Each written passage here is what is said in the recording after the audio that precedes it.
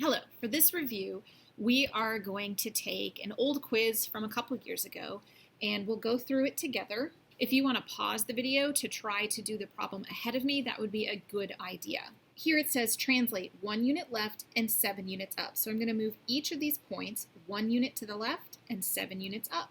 So 1. This becomes my B prime. 1 to the left. 7 up, that is my A prime, 1 to the left, 7 up, that is my C prime. Then connect using a straight edge.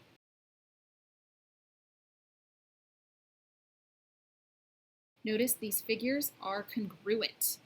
It is just translated 1 unit left and 7 units up. For this one, we're going to translate 5 units down. So each of these points need to move 5 units down.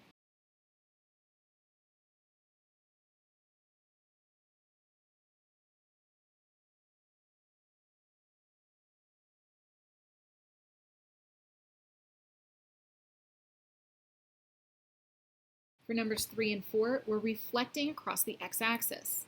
So first I need to locate my x-axis right here. I'm actually going to circle it so that I don't forget that that's the one I need to reflect over. And then remember to reflect, I'm going to count how many units we are away from the x-axis and then go that same many in the other side of the x-axis. So x is right here. It's 0 away, so my x prime is also 0 away from the x-axis.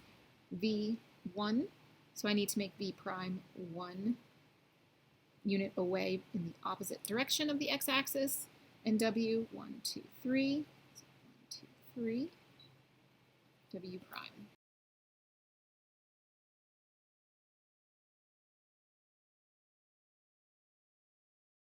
In this next one, I am reflecting across the y-axis, so this axis.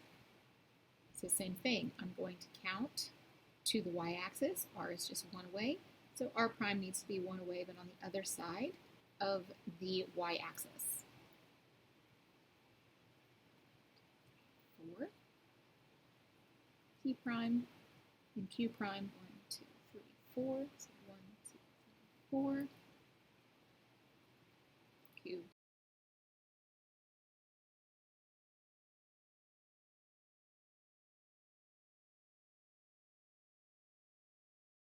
For a 90-degree rotation counterclockwise, I need to remember that counterclockwise is this way, and 90 degrees means it's just going to move 1 quadrant. So this is the quadrant that we're going into. So I know it needs to be in this quadrant. So I'm going to spin my paper so that this quadrant is in the location where my figure is. My figure is in the upper left-hand quadrant. So I'm going to spin this so that it is in the upper left-hand quadrant. I'm also going to look to see where each of these points are. So V is at -2, 0. T is -4, 2. And U is -1, 4. And I'm going to put these points in this after I spin it. So -2, 0, spin, so it is in the upper left hand, and now I'm going to put -2, 0, -4, 2, and -1, 4. Connect my points. Now you can label them with the letter prime, however, then your letters will be sideways. So it's fine to label them now, but I like to turn it and then go ahead and label the points as long as you can remember which one is which. So let's do a 180-degree rotation. So 180-degree rotation, we'll put this figure down into this quadrant.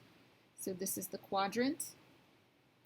So my figure again is in the upper left-hand corner, so I'm going to rotate so that this quadrant is in my upper left-hand corner. And I will be drawing a triangle in this quadrant.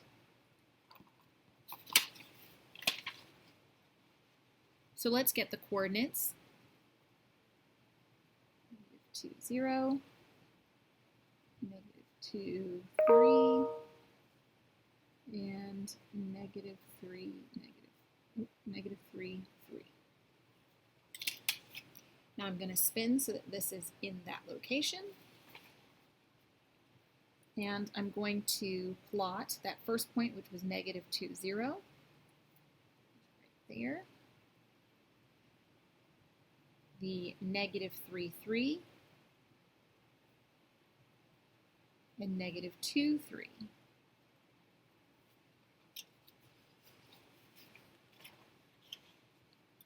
So remember, this was D prime, this one was F prime, and this was E prime.